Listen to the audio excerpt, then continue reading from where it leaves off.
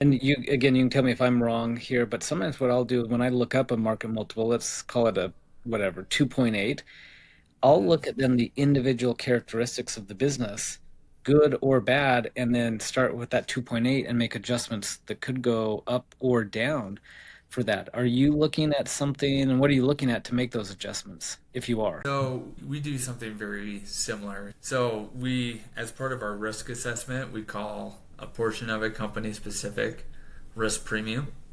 And it's primarily associated with the cash flow analysis of the income approach for valuation. And so you're like, okay, if we take this grouping of FedEx routes and we just look at it like the average is where we are, we have financial performance that we can look at and do, is it above average or below average? Another key one is looking at management personnel. How involved is the officer versus another key individual? And the employees, how easy is it to manage the operation? Is it above or below average?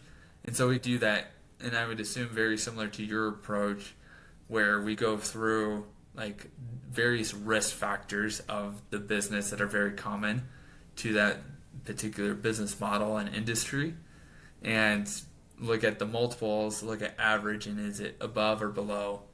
And then at the end of the day, we select after we do that, like what percentile is most applicable that represents that risk analysis relative to our cash flow analysis.